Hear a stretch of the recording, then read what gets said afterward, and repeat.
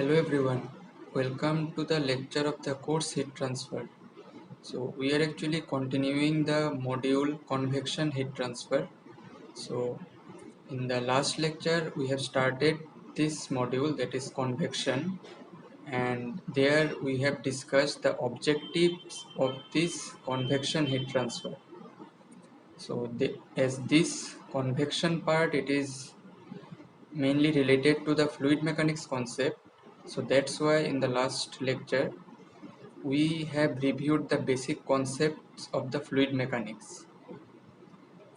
So today it is the continuation of the last lecture. So today we will study in details the boundary layer theory concept and various formulas regarding different thicknesses of this boundary layer theory. So there we will see what is the laminar boundary layer, what is turbulent boundary layer. So what is happening actually in case of the boundary layer, then different dimensionless parameter regarding this fluid mechanics which are very much applicable to this heat transfer also. So all those dimensionless parameters and their physical significance also we will discuss in details today. So let us start this lecture.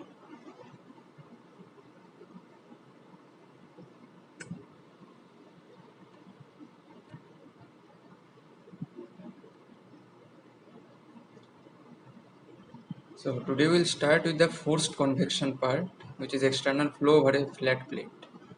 So this forced convection and natural convection or free convection, these are the classification of the convection mode of heat transfer which we have discussed earlier. Now, an internal flow is surrounded by solid boundaries that can restrict the development of its boundary layer. For example, a pipe flow. So this is an example of the internal flow. But what happens in case of an external flow? An external flows are the flows over bodies immersed in an unbounded fluid so that the flow boundary layer can grow freely in one direction. So what are the examples of this external flow? So the examples include the flows over aerofoils or airfoil and ship hulls, turbine blades, etc. So here in this diagram you can see, and over a flat plate, free stream velocity of the fluid, it is flowing over the flat plate, and then the boundary layer thickness, it is gradually increasing in the x direction. Now the fluid particle adjacent to the solid surface is at rest. These particles act to retard the motion of adjoining layers, so that means which ultimately leads to the boundary layer effect. Now inside the boundary layer, we can apply the following conservation principles, which are the momentum balance with the inertia force, pressure gradient, viscous forces and body forces. So gravity force is one example of the body force. Next, the energy balance, where the convective flux, diffusive flux, heat generation, energy storage, etc. are applicable. So this is the difference in between the concept of the internal flow and external flow. So let us move to the next page. So today we'll study in details the concept of the boundary layer. So in fluid mechanics we have actually studied different dimensionless parameter, like the most important dimensionless number, it was the Reynolds number. So which is the ratio of inertia force divided by the viscous force. Now if the viscous force, it is very much low, in that case the Reynolds number, it will be very much high,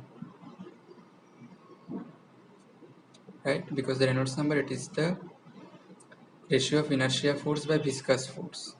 Now in this Reynolds number we can consider three different cases. Suppose first we are considering the viscous force term, it is very much high. Suppose this is our first case, the viscous force term, it is very much high. In that case the Reynolds number, it will be very much smaller. So this type of flow, it is known as the creep flow. When the viscous force is very high, that means it will lead to the value of the Reynolds number to be very small. So it is known as the creep flow.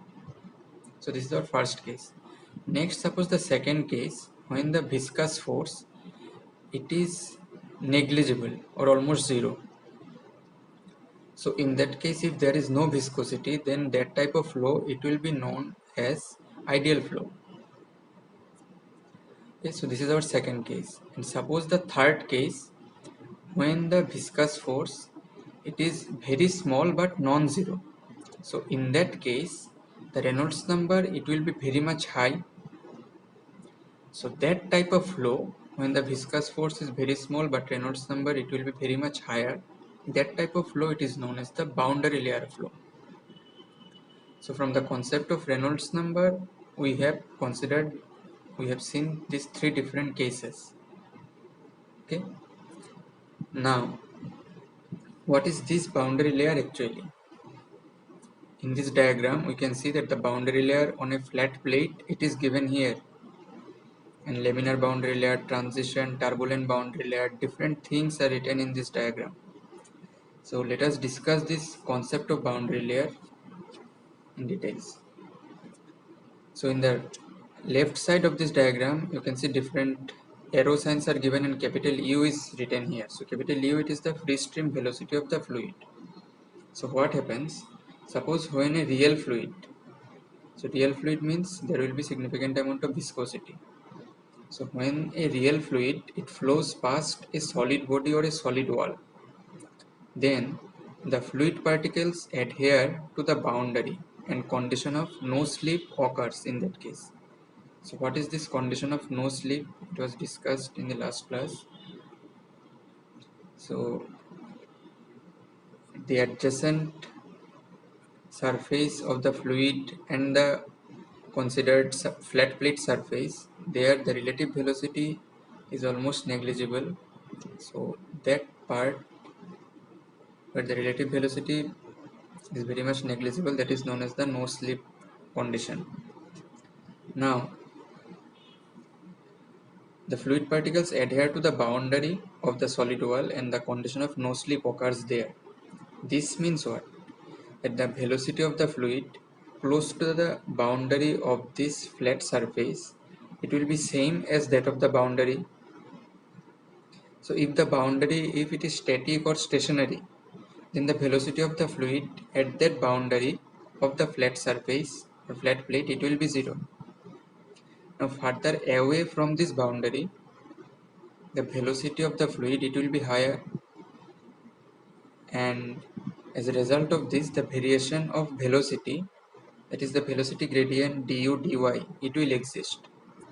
This concept of this velocity gradient we have seen in case of Newton's viscosity or Newton's law of viscosity concept.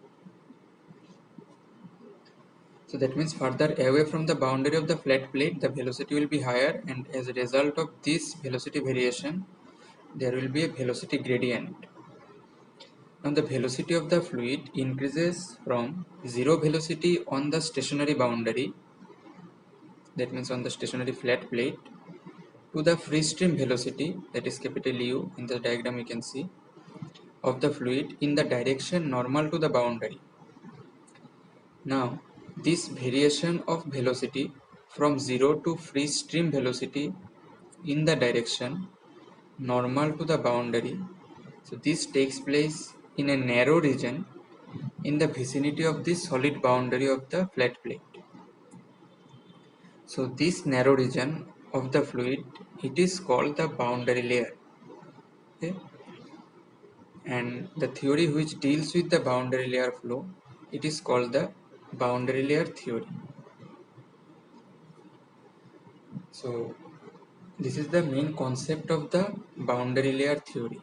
So, and again we can say that boundary layer is the layer which divides the flow field in two different zones. One is the viscous zone and another is the non-viscous zone. Okay. Now a very thin layer of the fluid, which is called the boundary layer, in the immediate neighborhood of the solid boundary of the flat plate, which we consider, where the variation of the velocity from 0 at the solid boundary to free stream velocity in the direction normal to the boundary takes place. So in this region of the boundary layer, the velocity gradient exists, and so the fluid in this region, it shows or it exerts a shear stress on the wall in the direction of the motion. Now, what is the velocity or value of the shear stress in this region? So it will obey the Newton's law of viscosity, that is tau equals to mu du dy. That means shear stress is proportional to the rate of shear strain. And what will happen in the remaining fluid? The remaining fluid which is outside the boundary layer. So this is the non-viscous zone. The velocity outside the boundary layer is constant and equal to the free stream velocity. So as there is no variation of the velocity in this region, that is outside the boundary layer, the velocity gradient du dy, it becomes zero then. And as a result of this, the shear stress, it is zero in the outside of the boundary layer. So this is the concept, that is inside the boundary layer, that is viscous zone, and outside the boundary layer, it is non-viscous zone. Now, in this diagram, we can see three different zones. Vertically, it is written. First one is the laminar boundary layer, then the transition or unpredictable zone, and then the turbulent boundary layer. So the difference between laminar and turbulent flow we have discussed in the last lecture. So today we'll discuss what is the laminar boundary layer, what is the concept of the turbulent boundary layer, and in the turbulent boundary layer there are some other zones like the laminar sublayer, buffer layer, all these things will be discussed today in details. So let us first start with the laminar boundary layer or laminar boundary zone. So let us suppose consider the flow of a fluid which is having a free stream velocity over a smooth thin plate or a flat plate which can be seen in this diagram, figure 1. So let us consider the flow with zero pressure gradient on one side of the plate which is stationary.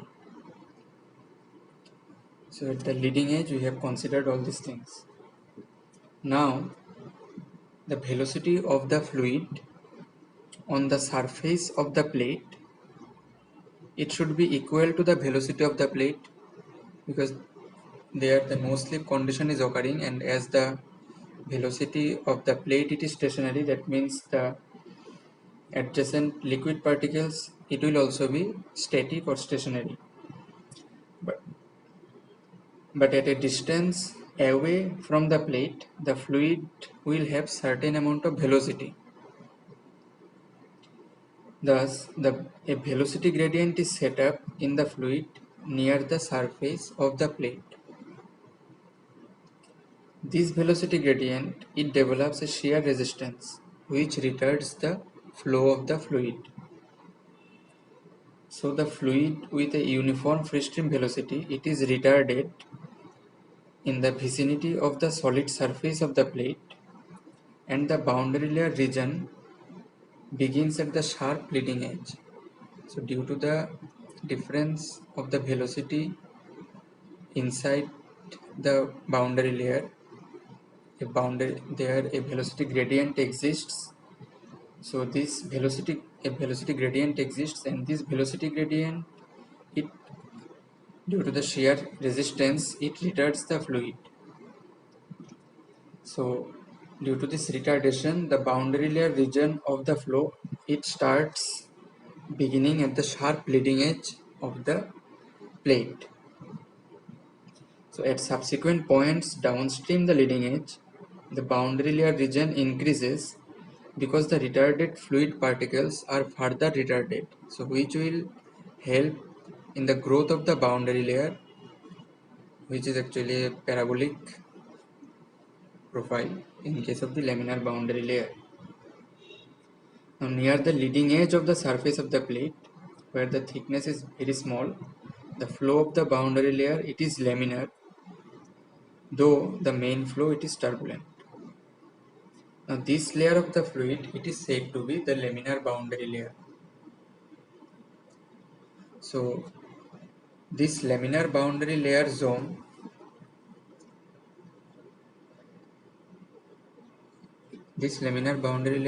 it is having a certain range of Reynolds number, which is up to 3.2 into 10 to the power 5. So up to this value, the boundary layer zone, it is laminar. So it is the lower critical Reynolds number, up to which value the 3.2 into 10 to the power 5, the boundary layer zone, it is laminar. Now from 3.2 into 10 to the power 5 up to 5 into 10 to the power 5, which is the upper critical Reynolds number, up to in this region the boundary layer, it is transition or unpredictable. So it is neither laminar nor turbulent. So beyond this value 5 into 10 to the power 5 of Reynolds number, the turbulent boundary layer starts increasing. The thickness of the turbulent boundary layer, it can be seen there. So what happens in the turbulent boundary layer zone? When the laminar boundary layer, it becomes unstable and the motion of the fluid within this laminar boundary layer, it is disturbed, which is the characteristics of the turbulent boundary layer. And there the flow, it is irregular, which leads to a transition from laminar to turbulent. Now this short length over which the boundary layer flow, it changes from laminar to turbulent, it is called as the transition zone. So in this transition zone, in this which can be seen the boundary layer profile, it is in zigzag form given in this diagram. So the velocity profile, it is unpredictable or uncertain in this transition zone.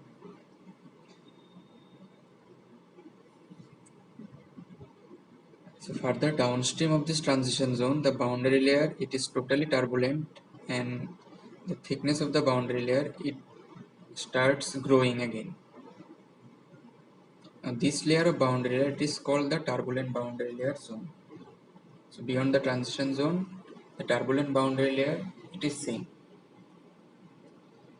Now here you can see that adjacent to the flat plate in this diagram, adjacent to the flat plate, another layer it is written, it is laminar sublayer, or it is also known as viscous sublayer. So this zone, it is actually seen in the turbulent boundary layer zone. So what is this laminar sublayer or viscous sublayer? So this region in the turbulent boundary layer zone, it is adjacent to the solid surface of the flat plate. So what happens in this zone, the velocity variation, it is influenced only by the viscous effects. So though the velocity distribution is a parabolic in nature in case of laminar boundary layer, which can be seen in this diagram, but as this laminar sublayer, it is having very small thickness, so that's why it is assumed that the velocity variation, it is straight line or linear in case of the laminar sublayer or viscous sublayer, and the velocity gradient, it is considered as constant in case of this laminar sublayer. So the shear stress in this laminar sublayer, it is constant and it is equal to the boundary shear stress, which is tau naught. Now this, it is zoomed in this laminar sublayer zone, and in this zoomed in diagram we can see that above this laminar sublayer another layer can be seen, and the name is buffer layer. So what is this buffer layer? So this buffer layer, it can be seen in this turbulent boundary layer zone. So what happens there, the transition or that drastically change from the laminar sublayer flow characteristic to the core turbulent characteristic, it does not happen suddenly. That means the fluid properties from the laminar sublayer to the core of the turbulent boundary layer, it means transition from the laminar to turbulent characteristics of the fluid, it does not happen suddenly. So there is another layer which is known as the buffer layer.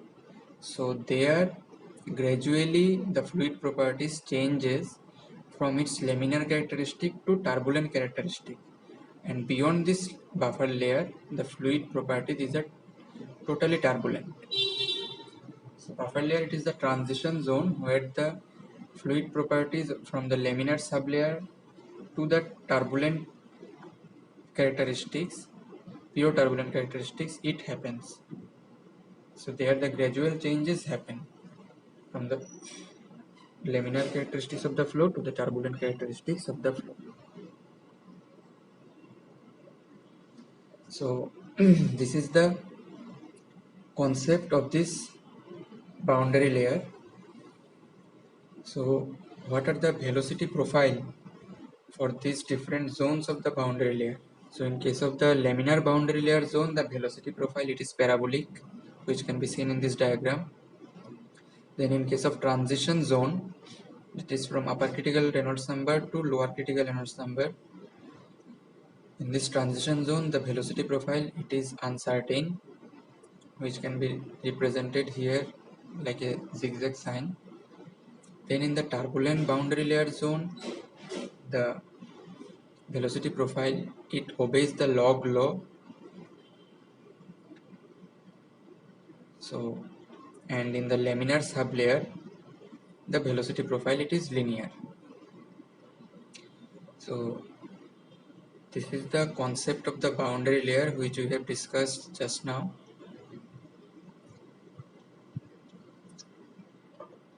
Now in this boundary layer there are 4 different thicknesses.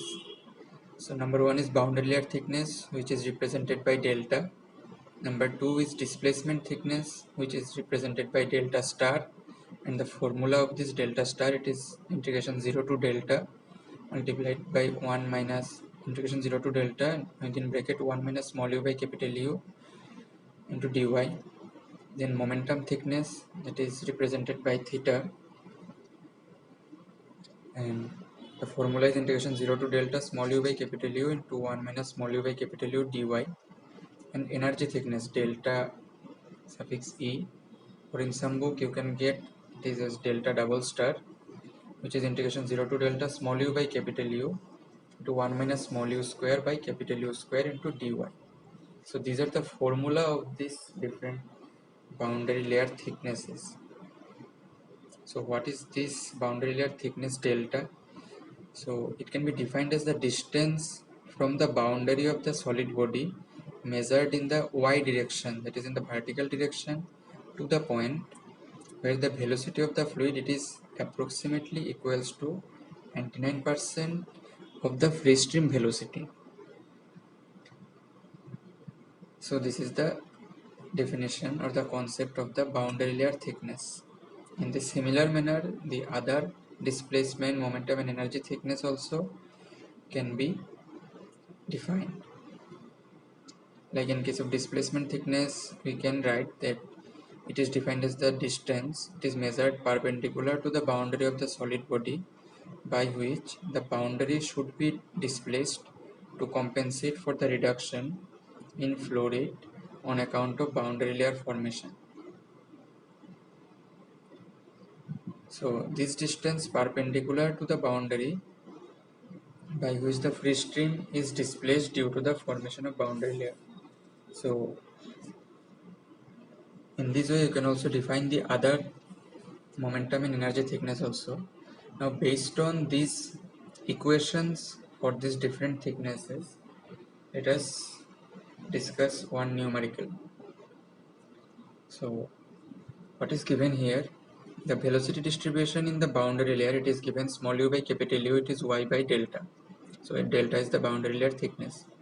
So where small u, it is the velocity at a distance y from the plate, and capital U is actually the free stream velocity of the fluid. And small u equals to capital U at y equals to delta. So one condition is given being the boundary layer thickness. So we need to find the displacement thickness, the momentum thickness, the energy thickness, and the value delta star by theta. Now the velocity distribution which is given here, it is small u by capital U, this is equals to y by delta. So the displacement thickness, this is the first thing, delta star, that we need to find here. So the formula that we have seen in the earlier slide, that is delta star equals to 0 to integration 0 to delta 1 minus small u by capital U into dy. So the value of the small u by capital U, it is given y by delta, the velocity distribution. Now if you put this here and if we do this simple integration here, then after 2 or 3 steps we will get the displacement thickness, that is delta star. This is equals to delta by 2. That is the displacement thickness. We are getting half of the boundary layer thickness. Next we need to find the value of the momentum thickness. So the formula of the momentum thickness theta, this is equals to integration 0 to delta small u by capital U multiplied by 1 minus small u by capital U into dy. So if we put the value of small u by capital U, that is the velocity distribution, is equals to y by delta, then if we do the multiplication and after 2 or 3 steps, if we do the integration after 2 or 3 steps, we will get the value of the momentum thickness in terms of the boundary layer thickness, and which is 1/6 delta. So this is the value of the momentum thickness. Next we need to find the value of the energy thickness. Now this delta E, or maybe delta double star in some other book. So the value of the delta E, that is energy thickness here, this can be calculated by using the formula, that is integration 0 to delta small u by capital U multiplied by 1 minus small u square by capital U square multiplied by dy. Now instead of small u by capital U, if you put the value of y by delta here, and first we need to do the multiplication, and after that if we do the integration and if we put the limit here 0 to delta, then after 2 or 3 steps again we will get the value of this energy thickness. This is delta by 4. It is 1/4 of the boundary layer thickness. And for the last part of this numerical, we need to find the delta star by theta. So as we have already calculated the value of this delta star and theta, so the ratio of this delta star and theta, it will be delta by 2 divided by delta by 6. That is ultimately we are getting a ratio of delta star by theta. This is equals to 3. So in this numerical, we need to only remember the formula of the displacement thickness, momentum thickness, and energy thickness. And if you can remember all these 3 simple formula, then you can easily calculate by doing the integration for the desired things. So let us move to the next page. Now we will discuss different dimensionless number and their physical significance. So there are 7 different dimensionless numbers are here, and all their formula and physical significance, these are very much important in this course heat transfer. So let us start with the Reynolds number. So this is very much familiar to us, and we have studied this Reynolds number in the basics and the review of the fluid mechanics. So the Reynolds number, it is actually the ratio of inertia force by viscous force, and the formula is rho u L by mu. So in case of pipe, it is actually rho u D by mu, and this mu, it can be again represented as mu by rho, that is nu. It is this dynamic viscosity can be represented also in kinematic viscosity. So in that case, the Reynolds number, it can be written as UL by nu. So this Reynolds number, it signifies the relative predominance of the inertia to the viscous force occurring in the flow systems. The higher the value of the Reynolds number, the greater will be the relative contribution of the inertia effect. And the smaller the value of the Reynolds number, the greater will be the relative magnitude of the viscous stresses. Now, this Reynolds number, it is taken as an important criteria for dynamic and kinematic similarities in forced convection heat transfer. So based on this Reynolds number concept, the viscous forces, these are higher or lower or absent. For the 3 different cases, what happens what are the names of those flow, like free flow, ideal flow, and boundary layer flow. These are already discussed while we are discussing the concept of the boundary layer. So the next dimensionless term or dimensionless parameter, it is the Prandtl number. In short, it is PR. So it is the ratio of the kinematic viscosity, that is nu, divided by the thermal diffusivity, that is alpha. So the formula for the Prandtl number, it is mu Cp by K. So ultimately it can be again represented as kinematic viscosity by thermal diffusivity, which is nu by alpha. Now this kinematic viscosity, it indicates the impulse transport through molecular friction, and the thermal diffusivity, it indicates the heat energy transport by conduction process.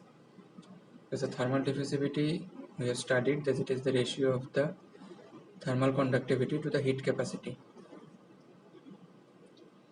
Again, this Prandtl number, it provides a measure of the relative effectiveness of the momentum and energy transport by diffusion. These are the physical significance of the Prandtl number. So it is a connecting link between the velocity field and temperature field, and its value strongly influences relative growth of the velocity and thermal boundary layer. So this is the physical significance of the Prandtl number. So in this slide, what we have seen, that the Reynolds number, it is the ratio of inertia force and viscous force, and the Prandtl number, it is the ratio of kinematic viscosity to the thermal diffusivity. So next, let us discuss the formula and the importance of the physical significance of the Nusselt number. It is Nu. So this Nusselt number, it is very much important in this course heat transfer, and in this convection module, the later classes or later lectures, we will see that for various geometrical shape and for its various condition, and for natural convection or the forced convection, a number of equations regarding the Nusselt number we will get, and those different equations we need to remember to solve different numericals for this heat transfer, convection heat transfer. Now, the Nusselt number, it is the ratio of the heat flow rate by convection process under a unit temperature gradient to the heat flow rate by conduction process under a unit temperature gradient through a stationary thickness. That means the Nusselt number, it is Q convection by Q conduction, that is HL by K. So this formula, it is similar to the Biot number that we have got earlier in case of lumped parameter analysis. Now it is the ratio of heat transfer rate Q to the rate at which heat would be conducted within the fluid under a temperature gradient. So Nusselt number is Q by delta theta multiplied by L by K. Again, it can be defined as the ratio of the characteristic length L to the thickness delta X of a stationary fluid layer conducting the heat at the same rate under the same temperature difference as in the case of convection process. So these are the three different ways through which we can define the dimensionless number, that is Nusselt number. Now it is a convenient measure of the convective heat transfer coefficient. For a given value of the Nusselt number, the convective heat transfer coefficient is directly proportional to the thermal conductivity of the fluid, and it is inversely proportional to the significant length parameter. So this is the physical significance of this Nusselt number. The formula is very much similar to the Biot number, but there is an important difference in between that two, the Nusselt number and the Biot number formula. Now, this is another dimensionless term which is Stanton number, ST. So it is the ratio of heat transfer coefficient to the flow of heat per unit temperature rise due to the velocity of the fluid. The Stanton number, it is equals to H by rho U Cp. So it can be again represented mathematically as the ratio of Nusselt number divided by Reynolds number into Prandtl number. Means the ratio of the Nusselt number and the product of Reynolds and Prandtl number. So this Stanton number, it can be used only in correlating forced convection data. So this is the formula of the Stanton number, which is represented in terms of Nusselt, Reynolds and Prandtl's number. Next we are getting the Peclet number, it is PE. It is the ratio of mass heat flow rate by convection to the flow rate by conduction under a unit temperature gradient and through a thickness L. So Peclet number, it is Q convection divided by Q conduction. So this ratio is similar to Nusselt number ratio. So here, putting this value of the Q convection and Q conduction, ultimately we are getting the Peclet number formula as Lu divided by alpha. So this Peclet number, it can be again represented in terms of other dimensionless terms, that is Peclet number, this is equals to Reynolds number multiplied by Prandtl number. So next we are getting the Grates number, it's capital G. So this Grates number, it is actually for the heat flow of the fluid flowing through circular pipe. That means for an internal flow, this Grates number, it is applicable. So it is defined as the ratio of heat capacity of fluid flowing through the pipe per unit length of the pipe to the conductivity of the pipe. If we put this value of the Grates number, we will get its formula as mCp divided by Lk. So this Grates number, it can be again represented in terms of other dimensionless term, that is G equals to pi by 4 to Reynolds number multiplied by Prandtl number into D by L. So D and L, these are the diameter and length of the considered pipe. Now this Grates number, it can be again represented as Peclet number multiplied by pi d by 4. So that means it is a product of the Peclet number and a constant. Because pi d by 4, it will have a constant value for a pipe.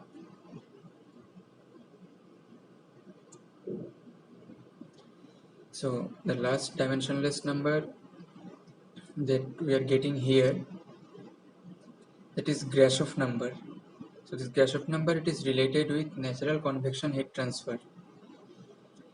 So it is defined as the ratio of the product of inertia force and buoyancy force to the square of the viscous force. It is this Grashof number, it is actually the ratio of inertia force and buoyancy force, multiplication of the inertia force and buoyancy force divided by viscous force square. Now if we put all the values of these three different forces, then after 2 or 3 steps we are getting the formula of the Grashof number, that is rho square beta g delta t L cube divided by mu square. So Grashof number for a free convection, it is similar to the significance of the Reynolds number for a forced convection. Free convection, it is usually suppressed at sufficiently small Grashof number, begins at some critical value of the Grashof number depending upon the arrangement, and then becomes more and more effective with the increasing Grashof number. So today we have discussed 7 different dimensionless terms like Reynolds number, Prandtl number, then Stanton number, Nusselt number, Peclet number, Grates number and Grashof number. So one more dimensionless term is here, that is Rayleigh number.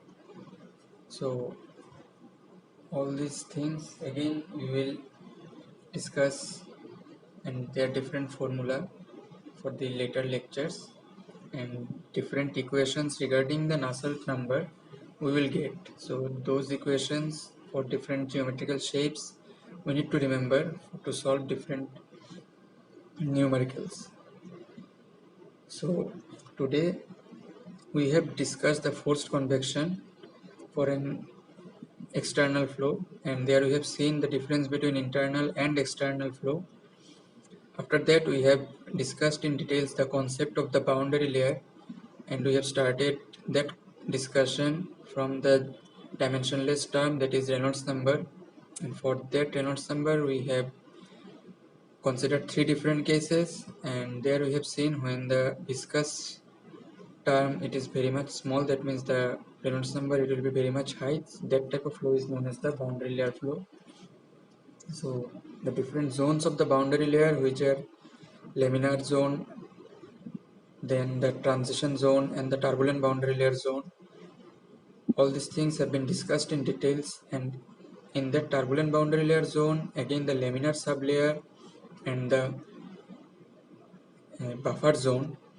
These zones, which can be seen in case of the turbulent boundary layer zone, these things also have been discussed, and their velocity profiles, all these things have been discussed. Then different bound thicknesses of the boundary layer, like the boundary layer thickness, displacement thickness, energy thickness, and momentum thickness. All these things and their related formula and one numerical based on the formula of these different thicknesses have been discussed. And in the last part in this discussion, we have seen the seven different dimensionless term and their physical significance. So in the next class, on the next lecture, different equations of this boundary layer we will study in details. So this is the end for this lecture.